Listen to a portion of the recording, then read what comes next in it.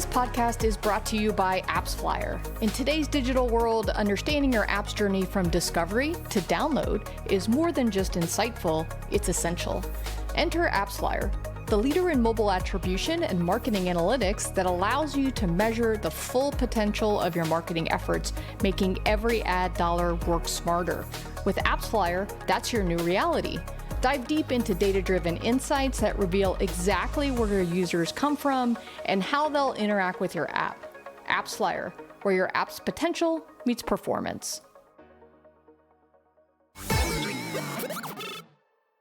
Hello, everyone, and welcome to our Deconstructor of Fun interview series. I'm your host, Jen Donahoe, a co-host of This Week in Games and a strategic marketing consultant at Jade Inferno Consulting and Beta Hat. If you listen to Deconstructor of Fun, hopefully you do, you know that many of the hosts were a little bit of dinosaurs. We've been in the game industry for a really long time, and the industry is evolving so much so that Gen Alpha is now playing games. And Gen Alpha are those, kind of 12, 13 years old or under, and Gen Z are now making games. And so for some of us, Gen X, here, I think it's important for us to explore and learn what it's like to be the next generation of game makers. How is that feeling? The world is so different than when many of us came into the industry. And so the goal for today was to really speak to some folks that are 30-ish and under, not to be too specific on age, but some of the folks that are now coming in, representing different disciplines. They work on different platforms, even Roblox. Wanted to make sure to talk about what's going on in the UGC world as well, to hear what your experience is like, and maybe help game industry leadership get a different perspective on what it's like. And as we interview a bunch of CEOs and founders, it is certainly a certain kind of perspective. And so this all came about. I did a talk at EA in a women's group, and one of the folks attending, an ally, he said, hey, I would really love to hear more perspectives from, more junior people or more younger people. Sometimes I try not to make it about the age as much as it is about the experience level, but I'll probably mess that up and do both of those today. So that's the premise for the conversation. I'd like to introduce our three guests that have come in and are willing to talk about their experiences. I'm not going to poke them about the games or, try to pull out any numbers for them. This is just about their experiences, because our first guest is Pedro, who is the lead PM on Monopoly Go. As much as I want to ask him everything there is to know about Monopoly Go, he is not here for that purpose. Vlada is a game producer at GameFam, and Lara is here as a game designer at Hutch. So instead of me doing a whole spiel, why don't you all do a brief introduction of yourself? What's your role in your company? What kind of platforms are you working on? Like I said, I try to get a mix of people across different disciplines. So Pedro, why don't you go first? Yeah, well, first of all, thanks so much, Jen, for inviting me to kind of speak here on the panel. I really appreciate it. I've been a longtime fan of the podcast. It actually helped me get my first job and learn about the gaming industry. As Jen said, I work at Monopoly Go. I've been on this team for 4 years now. Right now, I lead a small pod. We build new features. I built a lot of fun things on Monopoly Go that players love and see every day. It's been a wild ride, and I'm very excited to share some thoughts today. Oh, that's amazing. I know that the Marvel collab is launched yesterday, maybe? Yes, yesterday. Yeah, you're right. Yeah, I can only imagine. Having also worked at Scopely, I love to say that I worked on version 1 with Massimo back in the day when I was there. And so I'm thrilled at the success that the game is having. All right, Vlada, let's hear from you. What's your background, or what are you up to? So my name is Vlada, and I'm currently working as a game producer in GameFam. One of the projects I worked on was Barbie Dreamhouse Tycoon on Roblox in partnership with Mattel. And currently I'm working on the Fortnite side with a game which has not been announced yet. Oh, amazing. And I think I often say I worked at Mattel as well, because I worked in the toy industry, and that Barbie game on Roblox is constantly in the top 10, if not top 3, if I remember correctly. So kudos on that. Yeah. Amazing work. And then Laura, tell me about yourself and what you're up to. I'm a game designer at Hutch, which is a mobile game studio, and I've worked on games like Top Choice and more recently F1 Clash. And I do a lot of systems design right now, but I've done a fair bit of live ops in the past as well. Oh, that's amazing. So you get to touch a lot of different aspects of games on the mobile platform. So thank all three of you for coming. This is fantastic.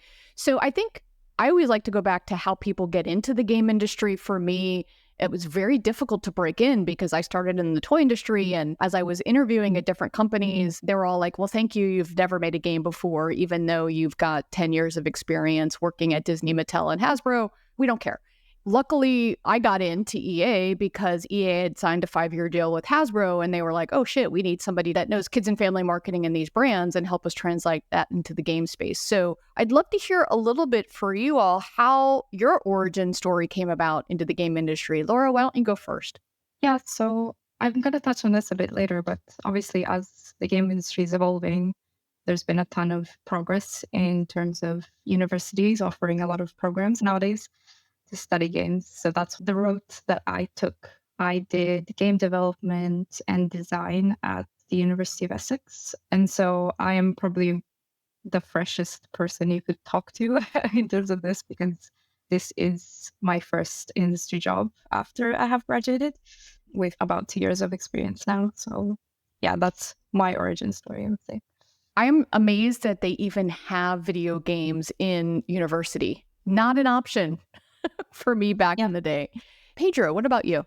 My story starts with an early rejection. Coming out of undergrad, I was obsessed with League of Legends for a while, and I applied to Riot, quickly got rejected after a hiring manager interview, and I did not look back at gaming for a bit. I went and worked at a tech company called VMware, was a consultant there for a bit, got to see what PMs do, and I really fell in love with that role. Felt like, I had the tech background from my graduate degree, but I didn't really understand the business side. So I wanted to be a tech PM, work at Google or Microsoft or something like that. So I went, and sorry, Cress, if he's listening to this, but I did go get an MBA at UCLA. I did an internship at Amazon, and I realized, I was a senior PM there at AWS, and I love the role, but I realized I didn't really love the product that much. I wanted to work on a product that I'd love to enjoy and engage with, and I wake up excited for. So I started thinking, what do I like to do every day? I spent a lot of time playing games, spent a lot of time sleeping, and I love to watch TV with my wife. So I realized, I can only monetize one of those things and create a job out of one of those things, and it was gaming. So I declined an offer from Amazon and proceeded to be unemployed for 5 months while I tried to look for a job in gaming. I applied to Scopely and a ton of other jobs. Scopely was nice enough to interview me for 4 different roles. Every time they told me, hey, we like you, but you don't have experience in gaming, so we're not really sure. But eventually I realized I have to do something to kind of set myself apart from the rest and show that I do have some sort of knowledge. And I had been listening to Deconstructor Fun for about 6 or 7 months now, and I heard every single episode at that point. Greg Seifert wrote a great book. I read that. I started doing a ton of research, and then I just started to write a lot about the games industry. One of my deconstructions got picked up by Iron Source's Level Up blog. I started including that in all my applications, hoping that would maybe get me a leg up. And then I finally interviewed with the Monopoly Go team, and I lucked out in getting a job here. So that's how my journey has been. But it was a very rocky and long road to get here. Fantastic story of perseverance. I love how you thought about thought leadership. This is actually advice I gave to my customer service rep at Data AI. And he really wanted to break into the game industry. And so I advised to him, I'm like, listen, you have a really good sensibility. You're really smart. Why don't you just go start writing about your thoughts on the game industry? Put it on LinkedIn. And he's actually at Solston now. And so he finally broke in. And so I'm super proud of him. So I love that advice. Vlada, let's hear about your origin story. Yeah, so I started my journey in game production after graduating from game design major, and I was very inspired and had a thick pink glasses and high expectations. So it was really painful to break it, and finding a first job was not very easy, to be honest, but I was overly confident in my skills, maybe a bit delusional, which convinced all the HRs, and I just apparently got hired in maybe a few months after I started looking for a job. So in the beginning, I worked as a game designer, but it really quickly turned into a mix between design and production because there was a need for someone who can lead the team. So basically, I switched my role to a producer in about a year after I started working. And since then, I was just fortunate to work on a variety of games from mobile to PC and currently working on Roblox and Fortnite. That's amazing that you were able to kind of shift your role a little bit. Is having game design and being a producer really beneficial to you? I would imagine. For sure. I think it's really close roles, actually. And designer also needs to know a lot about production and have an understanding how to break down the tasks for the people. So I think my transition was super smooth. And I still use my game design skills in my work till now. Makes sense. Great. So the first topic I wanted to throw out to all of you was actually I asked you all, what is it that you want to talk about? What is it that you think the audience would really want to hear?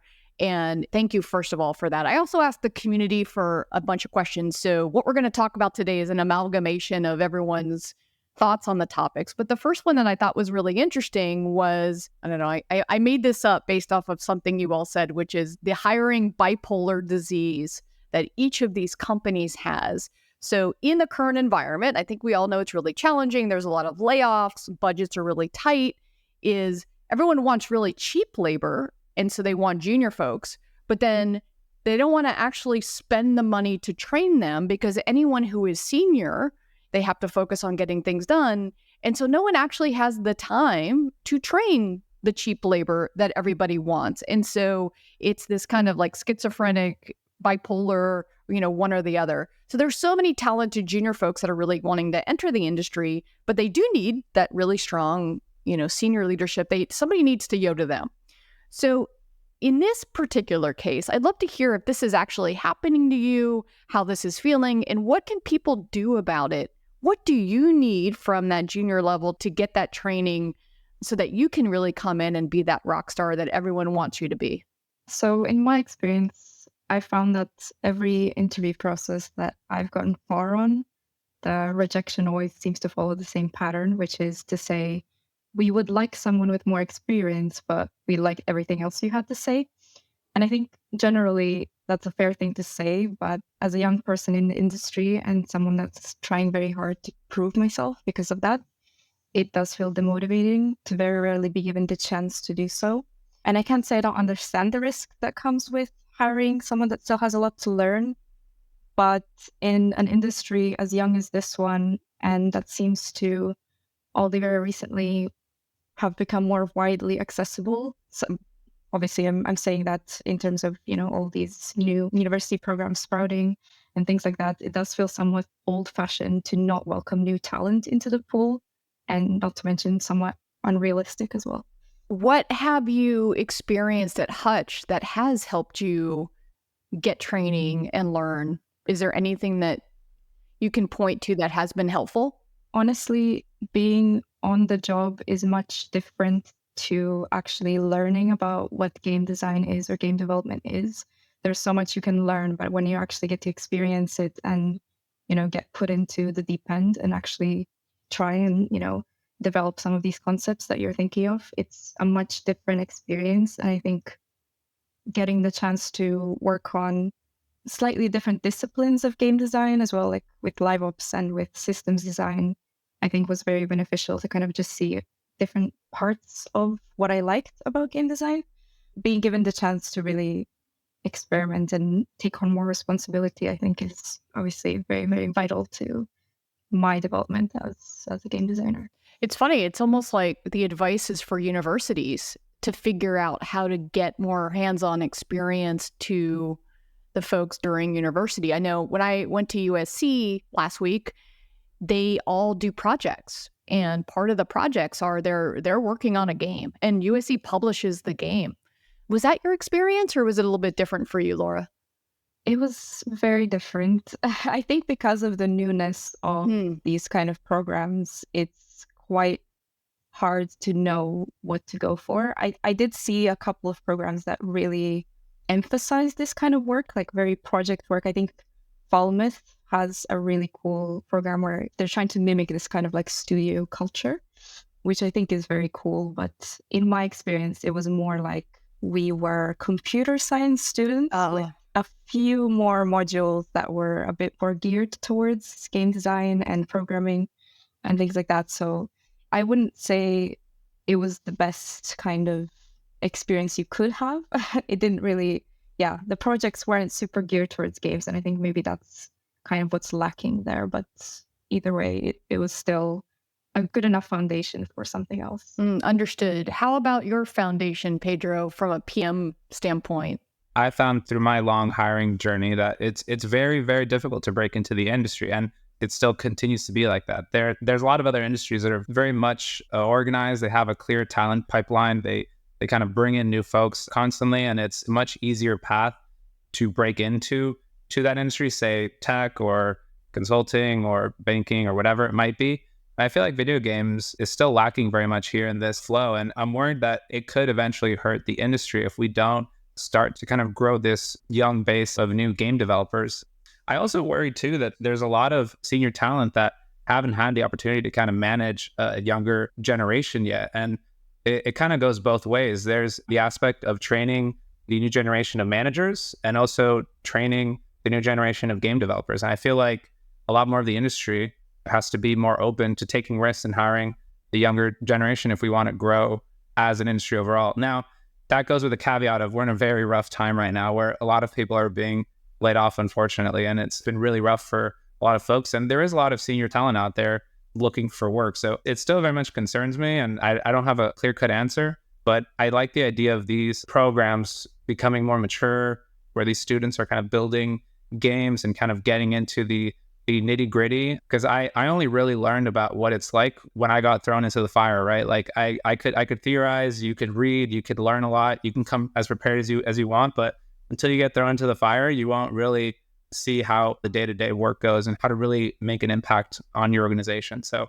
no, I hear that challenge. One of the things I did at Riot on our team was when we had somebody new join, I would pair them with a peer buddy. And so I would find someone, hopefully that was their same skill set or discipline, and they might have been on a different team or a different game, but I would ask them to be buddies, and I would ask them to kind of look out like a peer mentor so that they had somebody to talk to and say, hey, I'm living this challenge because, as a manager of a cross-discipline team too, like I can't, and nor do I have the time to train them on every little thing.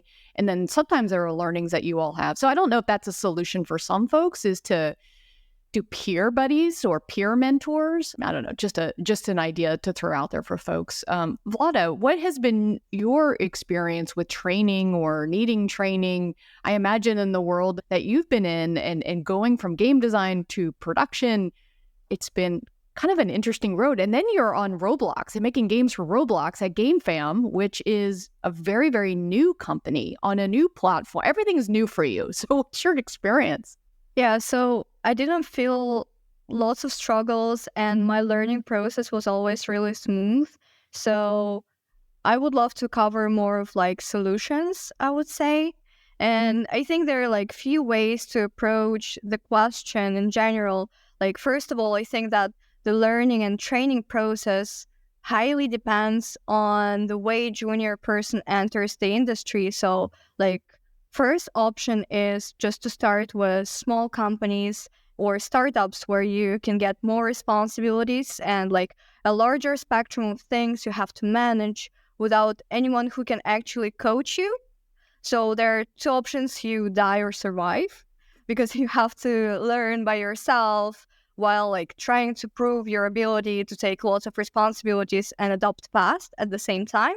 And second one is getting as a junior in a bigger company, which might mean having limited amount of responsibilities, but at the same time, great leads, great projects, which could go to your portfolio. So like both are good depending on your goals and probably character.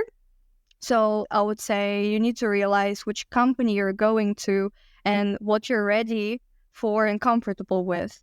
And if I'm giving advice to older generation, who, for example, doesn't have time or maybe doesn't have enough experience, I would say at least make sure you're creating an environment where a new or young employee can feel equal and listened without all this hierarchical pressure. And it will, in my opinion, open up unlimited opportunities for their growth. Because from my experience, which I've got working with some younger people as a producer, some of the young specialists are really, really shy in the beginning. And if they see that their opinion is valid equally and they're trusted, it just helps them to gain some confidence, open up, and as a result, report about issues earlier and deliver better results in general, learn faster, etc. So, of course, there are some limits on the seniority level, still matters. You don't have to become besties or, I don't know, start recording TikToks together. But in my experience, when you just let people be comfortable and more open with you, they're giving so much more great ideas. And what's sometimes even more important, they talk about their frustrations and issues to you, meaning that you can identify those faster and solve those, which is beneficial for the company and for the person as well. I think it's also important to realize that it's right now, it's not only juniors who needs training with the rise of Roblox, Fortnite platforms. It has to be a mutual exchange of knowledge and experience between two generations. Younger people are much more aware of the trends and have some natural sense on what works and does not, especially on those platforms, for example. So it's really important for the leads as well to be receptive to younger people ideas, even if they're going against some things they used to do in traditional gaming.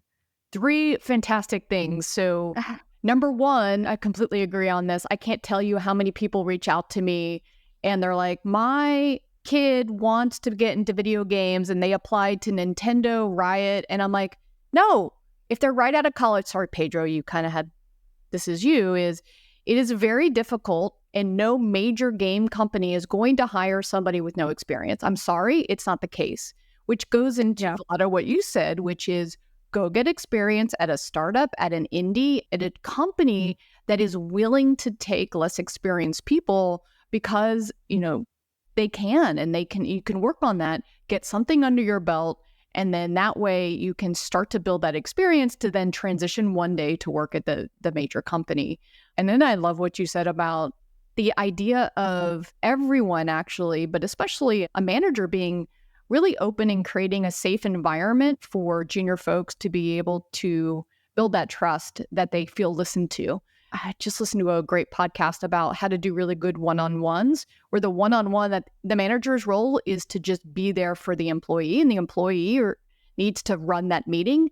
And all the manager needs to say is, how can I help you? What can I do to support you? What is it that you need from me to be better at your role? And I think that simple formula is super helpful. And then your final point, super amazing, is, senior people don't know it all. And it's kind of the reason why I'm doing this call, actually. And Vlad, I'm going to hit you up after this because Roblox and UEFN, to me, are just, it's a whole new world for us that have grown up in very traditional gaming. And I think we all, as the older guard, need to listen. So awesome stuff. The next topic that I had is kind of interesting. And Vlada, you kind of touched on this, the idea that you all are starting to lead teams. You all have people starting to work from you and you're like, hey, I actually need training, but now I have a group of people. And so actually when I was kind of in your boat, I was under 30 and I was at Disney, I was leading a team and every single person on the team was younger than me. And I walked in and, they're all looking at me like, what's this kid doing? Going to tell me what to do? And, part of the challenge that I had was like, how do I win these folks over and how do I really lead them? And so, my strategy was just to, number one, showcase that I really wanted to lift them up and not take credit for their work. I wanted to showcase their superpowers. I wanted to build trust with them and show them that I kind of knew their shit and knew my own shit and got street cred. Vlada, I think you're in the same boat. What is it that you're encountering and what do you advise or recommend that other folks do in that situation? For sure, I had really similar experience to you.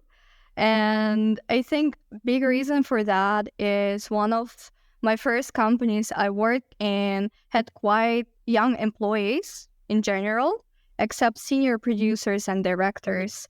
So I was equally respected.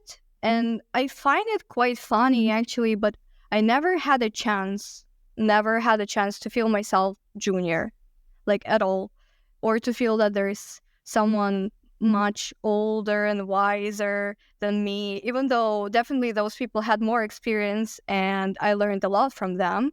So I just figured out quite fast that my age won't matter if I know what I'm talking about and if I'm capable of delivering good results. And yeah, I think in fact my first experience affected me to the point that I can't even be in the companies where I have no word or people are telling me what to do. Like, I do feel, of course, some pressure to prove myself every time I'm in a new team, but I don't think it's like related to my age or experience. Plus, recently, I think that when you're working in online or remote environment, as I do right now, for example, sometimes even HRs don't ask your age. I didn't put my age on CV and I don't remember being asked even once. So like everyone is just assuming how old you are just based on how you talk and how you show yourself. I love what you're saying about just show up with confidence. And it's not always easy to do that, but having that confidence can really help you. Pedro, did you give a similar story? Yeah, I can definitely speak to this too. I mean, joining a very senior team is very difficult, but I think as long as someone as us joins a team with a very open mind and like focuses on the work to be done, a lot of those concerns kind of start to go away. It's also important to have a really strong and open team, right? That is open to creating something great, and who cares who is in the room to try to build this thing. I've been fortunate enough to be a part of teams that are more just focused on creating the best work possible. And, you know, when there's like design debates or production debates about what to prioritize or this or that, it's important to kind of voice your opinion and make sure that the best opinion rises and makes it through, right? And a lot of times it'll be someone else. A lot of times it'll be me. But I think just trying to focus in on the work and not so much on who has more experience or this or that, just trying to source as many ideas as possible and being open is the most important thing to kind of be successful as a team. No, it makes sense. And those are great kind of pieces of advice or ways to look at it. What do we wish would change? And so there are a lot of common, game industry practices that, maybe should be phased out or maybe should be changed. We should pivot how we think about it. We should evolve how we think about it. I think about things like crunch or, you have to be a hardcore gamer to come in and have experience. So those are just a couple of ideas. But what do you think we should change in general? What common practices should change? Pedro, why don't you go first? Crunch has been a long-standing problem in the industry. And I would say, at least in my experience, it's definitely improved. I still hear a lot about crunch and it being a serious issue. It's interesting given the context of this new generation that's coming in, because this new generation of game developers is very much in the camp of work-life balance is really important. I'm not going to live to work. I'm going to live to live. And the type of crunch culture really goes against that. And it's going to be hard to convince a new generation of game developers to come in. And I fear that we're going to lose a lot of really valuable talent if the industry doesn't shift towards less of a work crunch culture and more of a do as much as we can in the hours that we can and trust your employees to get the job done when they need to get it done. There's other areas and regions that are still well into crunch. I've heard that a lot of Eastern developers can hire thousands and thousands of employees and work all day long, 7 days a week, trying to get things out. So this is a major challenge for Western developers. And I don't have an answer. It's definitely going to be an interesting thing to watch as the industry progresses over the next few years to see what's going to win out. I know Mishka has strong opinions on work-life balance and trying to get the job done and how do those two things play against each other. And the other topic, hardcore gamer, I had this experience when I was trying to apply for jobs for many months where a lot of the times I'd be in interviews and if I hadn't played Diablo 2 for 1,000 hours leading into the gaming industry, I would be immediately dismissed by a lot of OGs that are in the industry. And it's sad to see that because I feel like we're missing out on a lot of talent if we kind of throw away a lot of applications just based off of who is a hardcore quote unquote gamer. And I think the way that the mobile industry is growing, the way that the console and PC industry is growing, like we need to be a lot more open to different disciplines, different opinions. It can't just be some dude that's been playing, Diablo and Civ 5 their whole life and, is an expert on that, right? It has to be more variety, more willingness to listen to different opinions and voices, because everyone's a gamer now. The population and the diversity of gamers has blown up over the past 10 years. And we need to make games for these people. That's why the industry is growing so fast. You've heard of heroic labs by now, and we keep talking about them because in today's mature market, you need every edge to be successful. Rather than spending those precious company dollars on building game tech, focus on building your game and shipping it. Get into your players' hands faster and grow your community. Heroic Labs is battle-tested partner and friend of the podcast. Their tech enables you to be flexible, creative, and scale for success. Heroic Labs has your tech stack covered. Whether you're looking for a world-class back-end game server, an amazing game development framework, fantastic live ops tooling, or reliable mass scalability, Heroic Labs has solutions for all of these challenges. And it's not just us at Deconstructor of Fun praising Heroic Labs. The company works with some of the world's biggest publishers on many of the beloved games. Focus on your game, save a big chunk of cheese, and avoid tech risks with Heroic Labs. Step into the future of game monetization with Xsolla, the premier partner for game developers seeking to expand their reach and revenue. Xsolla provides a robust suite of tools designed to enhance user acquisition, manage subscriptions, and streamline payment solutions worldwide. Unlock new markets and maximize profitability through their customized, secure payment architecture and dedicated support team. Xsolla, powering game developers to achieve global success.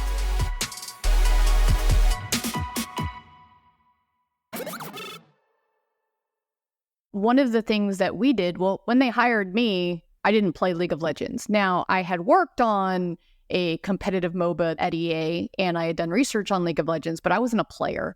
And when I joined was about the time when they started to relax that restraint. And so they actually set up a system and a ranking depending on the role. They called it kind of like relationship to the game. And so, many roles, you don't need to be a player. You just need to understand what it is to be a player of League of Legends. Now, there are some roles at some companies where if you are not, very deep into that genre and play pattern and dynamics and design, you kind of need to know that stuff. And so different roles had different relationship to the game requirements that they had. And I thought that was a really interesting and appropriate way to think about it so that you could maybe not close off yourself from really great talent that might not love your game. So that was just one thing. Laura, talk to me a little bit about what you see as needing to change in the industry. I actually thought Pedro had an interesting point that I wanted to piggyback off of because I've had a completely different experience in terms of work-life balance, for example. I currently work in a company that does a 4-day work week, and that's something that they've been trialing for a long time. And I'm not by any means an expert in how this all works in terms of, productivity and whatever. I can tell you that our results were very positive, and I personally feel like the work-life balance can be achieved, at least in this kind of structure. It doesn't feel, I feel like I can do all of my work on time, but still have that extra day of weekend and rest.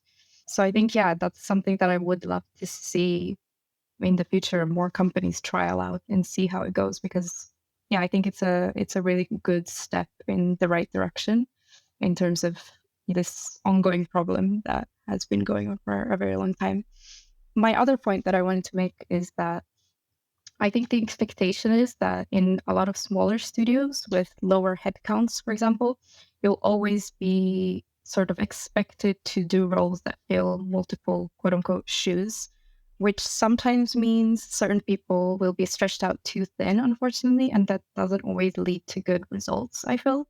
And I think it's interesting because on the flip side, what I've been seeing kind of recently is the emergence of these kind of more specialist roles like tech design, tech artists, even live ops designers very specifically.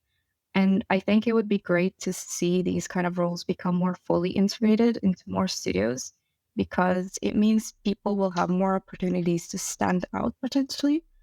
And ideally, the workload, maybe not so much the budget, could be better managed when more of these kinds of roles exist. And yeah, I'm kind of looking forward to seeing how this part of the industry is going to develop in the future. Oh, interesting. So the idea there is that there are specialties that actually could give more opportunity to people because you can go deeper into different areas, specialize, maybe take some of the workload off of other people who are, I call it cognitive overload, right? The idea that, or context switching, the idea that in your life, you have to be like, I need to do a meeting. Now I need to do this. And now I need to do this. And now you have to do that across so many different things. Is that a problem that you face actually in your role, Laura? Like, is there like a lot of context switching? And so this is a solution that might help you? I think so, definitely, especially as someone that has worked on 2 different projects within my company that both felt really very different in terms of what I was doing as a role. But in general, yeah, I definitely think that there is a struggle that I've identified where there would be more benefit if there were people that were specialized in certain things that could kind of devote their time to this, because otherwise it always kind of feels like you're yo-yoing between these 2 kind of very important facets maybe of your role. And yeah, I think the kind of what you were mentioning, the possibility to kind of specialize and just really hone that specific part of a role, I think is really important. And I think it will speak a lot to kind of what we can see in terms of how people's talents will eventually progress in the future. Interesting. Vlada, what are some of the things that you would like to see changed? I think for me, it's creating a friendly and informal atmosphere. I think lots of companies are moving towards that goal right now, but there are still few which tend to keep things very serious all the time. And like from the younger people perspective, there are, I think, few reasons why it's important. For example, some young specialists tend to work really, really hard and burn out fast as well. So having more friendly environment, I think long term just prevents fast burnouts, because they can focus on playing some games together, sending memes, joking about the issue they faced during the meeting on the stand-up, for example. So it just helps to relieve some tension. And I personally noticed that, for example, in GameFam, which is fully remote work setup, and we're working through Discord, people are much less tense when coming to the meetings, when they know that they can put some funny Discord sounds, make a joke, instead of just like purely talking business, and that's it. So having a tone in an environment that, isn't super serious all the time. Yeah. Listen, I would love that. Having worked at the bigger companies, yeah, it is difficult when you're expected to be super buttoned up. I mean, Pedro, you probably know that from the PM world and working at some of the places that you worked. Like, we have to remember, games are fun. Like, we're not operating on somebody's brain. We're making interactive experiences where the whole idea is that what we're doing is fun. Now, on the flip side of that, does that go too far? Have you seen it become too casual and friendly to where people relax on getting the job done? That's one of my fears as a manager, is that it almost goes too far and then people are joking around too much and they're playing games too much. Have you all had that happen? I personally never experienced that. Okay. I think people are capable of just distinguishing when it's time to have some fun and when it's time to get serious. So our productivity only grew with that. Never had any issues. Yeah, I know that the industry has a bad history of knowing when is fun and playtime and when is work time. Speaking about my own experience and not about Scopely, obviously, I found that it's all about trusting the people around you, but also holding them accountable, right? It's very important to trust the people around you to get the work done that they need to get done and be in a relaxed environment, knowing that they will get it done. If they don't get it done, though, it's always important to hold them accountable and kind of loop back and make sure that they know and you know that this work still needs to get done. This is important. So I try to create a very fun and relaxed culture as well in my team. It's really important because if your team is relaxed and they're working and they're having fun, the work is going to show. The features that you're creating, the games you're creating are going to reflect that relaxed and fun type of nature. If you're always serious all the time, it's very difficult to be creative. It's difficult to kind of collaborate and create with other people. It's difficult to build relationships with the people around you as well. So it's important to kind of have a relaxed and fun type of culture in order to create the best games that we can. No, I listen, I agree 100%. I think having a company values and a company culture that allows for people to feel like they can be themselves. I guess I wanted to ask a little bit about how far does that go, though? How far does it go? I know there's a lot of controversy, especially in the US, about like how much of yourself are you allowed to bring to work? And is there a line that is too far? For some folks, it does feel like there's a lot more coming into work that isn't just work.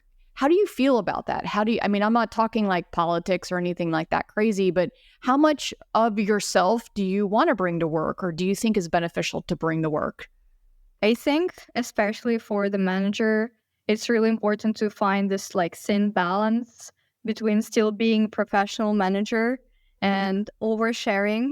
So me personally, I'm not bringing too much of like my personal to work. It's more, I'm just trying to keep things casual, and I'm trying to show very clearly when it's a moment to talk, make jokes, and when it's a moment to concentrate on working. So yeah, I think it's important not to go too personal for sure, but there is no rules. I think it's possible to define how to make that. It's just a feel. I think managers especially need to have to just make sure that it's not going too far. Got it. There is no recipe. I have found that to be the case, that there is no recipe. It's a difficult line to walk. For me, it comes down to respect and just making sure that you come into every situation. The advice I always give people is talk to people how they want to be talked to and not how you want to be talked to. Don't make any assumptions. The advice that I give is the very first time I work with a team, I sit down with everybody individually and I just talk about like, how do you want to work together? What's your style? Do you like things written or visual? How do you like to be communicated to? How can I help you with feedback? And then I tell them a little bit about me because, you all listen to a podcast, but I can be pretty blunt and direct. Sometimes on communications, I can, just reply back with a couple of words. And some people can misconstrue that. And so what I do is set the expectations up front. And hey, if I reply to you with a few words, just know that I'm getting back to you quickly. It is not that I am trying to be short with you. So know that that's my intent. If I give you feedback, my intent is to help you grow. I'm going to do that respectfully, but I want to make sure that I'm giving you in the moment or as close to the moment feedback that is designed to make you kick ass. And doing that has really helped me as a manager, help the younger generation of folks that I work with not get their feelings hurt, because I feel like something that I do is often hurt the feelings of folks who may not have had a lot of feedback when they were younger. I don't know. Do you all, now I'm talking like a boomer, how does that resonate with you all from my perspective as the next generation hearing that from someone like me? Do I have that wrong, Pedro? No, I mean, first, I wish I would have had you as a manager years back, because that's exactly what I would do too now. It's really important to set the expectations as early as possible when someone new joins your team or when you're joining a new team. Be very loud and communicative about what is your style. How do you like to receive feedback? How do you like to communicate with people? How do you like to get work done? Like being very clear about how you like to do those things and letting the people around you adjust to you, but then also learning how they like to do things and learning how to adjust to them. So I couldn't have said it better. Yeah. Oh, thanks. Flexing your style is what I like to talk about. So I want to wrap up with a final topic, which is, what are you excited about in the industry? There's so many different things coming up and so many different changes. I want to hear what you're excited about. Lara, let's start with you I mean, you are a game designer. You do all kinds of amazing things. There must be so much that is just you're jazzed about.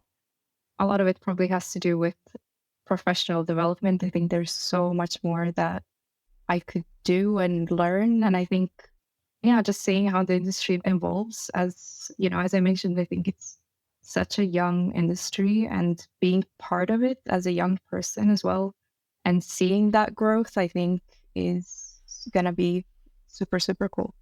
Nice. Pedro, do you have thoughts?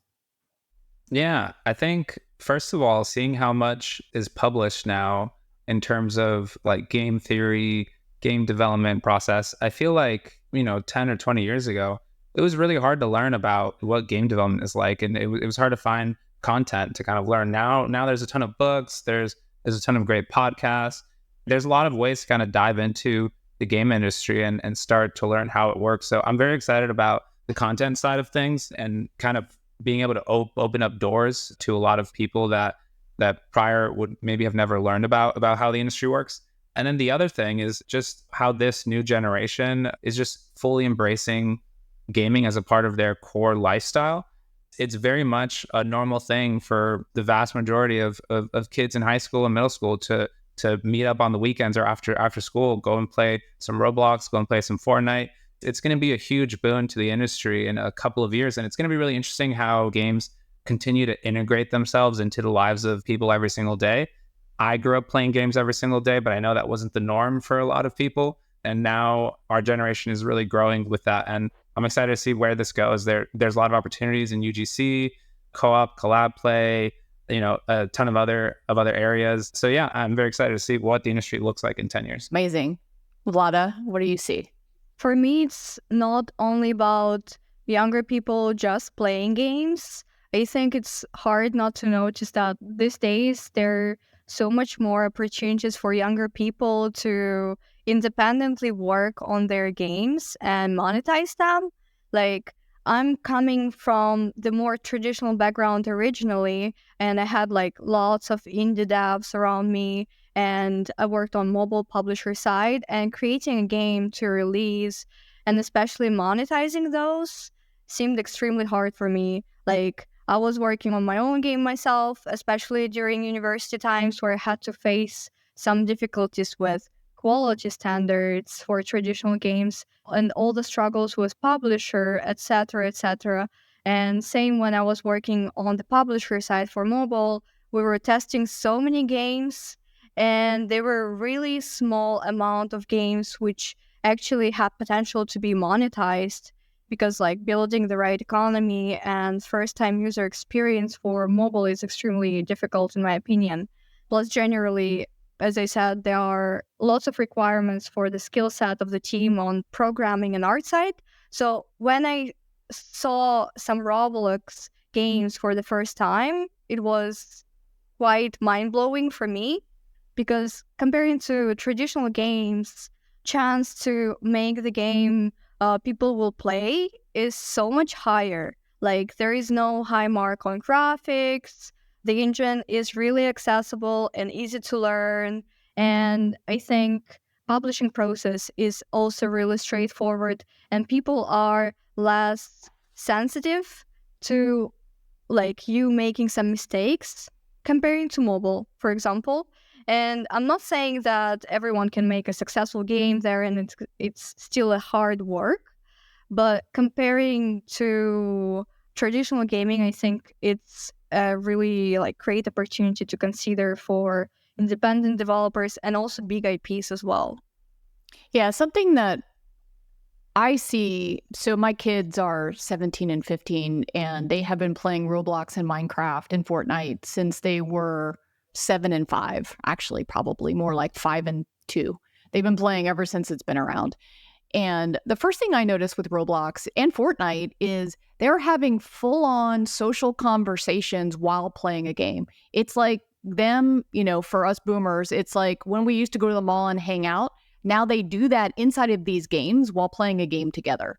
So that was the first thing that was kind of this like was mind-blowing to me, is that they have the ability to do two things at once, like playing a whole game of Fortnite while running around and trying to evade everyone, and then talking about school and all the drama going on. It's crazy. And then the second thing with Roblox is I've gone in and played a bunch of the experiences, and I, as a gamer, I'm like, oh my God, this is like the worst game of all time. It looks like shit. Like, what do you actually do here? It feels really stupid. And again, that's my perspective growing up playing very cultivated, crafted experiences. Do you guys think that the expectation for the kinds of experiences are going to change with this next generation because they're growing up with like a Roblox or they're growing up with like a hyper casual game? I guess I'm worried that the craft of like high-end game making might not be as appreciated anymore because of these more lower end social experiences. I'm throwing this at you because I'm just musing, but anyone want to take that one? I can say that I don't think that traditional gaming won't be like popular anymore, but I do feel that definitely like right now, Fortnite and Roblox, it's not just games. It's literally a social hub, like where players can hang out, collaborate, and also even create their own content. So it's like about community and experiences that go beyond traditional win or lose mechanics. And I think that right now players just want to feel a part of something larger. And I do think that Roblox and Fortnite are successful because it's a metaverse and a community where everyone can add their own value to it. So probably for the generation of people who are playing Roblox, I think there is a need to create an experience for adults, which is similar to that. I think it might have some potential as well. No, I love it. Thank you for that. Well, thank you in general for all of you coming on and sharing your experiences. This was really helpful for me. I hope it is for our audience. I really look forward to hearing how people react to this. So thank you very much. That concludes our dive into the next generation of game makers, and see everybody next time. You did it. You made it to the end of the episode. As a fan of the show, it would help us out if you subscribe and leave us a review on the podcast service of your choice. More importantly, are you a member of the Deconstructor of Fun Slack group? If you have 5 years or more of games industry experience, go to deconstructoroffun.com/Slack and apply to join. Join the games industry's best professional community filled with peers always willing to lend a hand. Or subscribe to our newsletter to get all the latest insights from the Deconstructor of Fun content creators. Thanks for listening.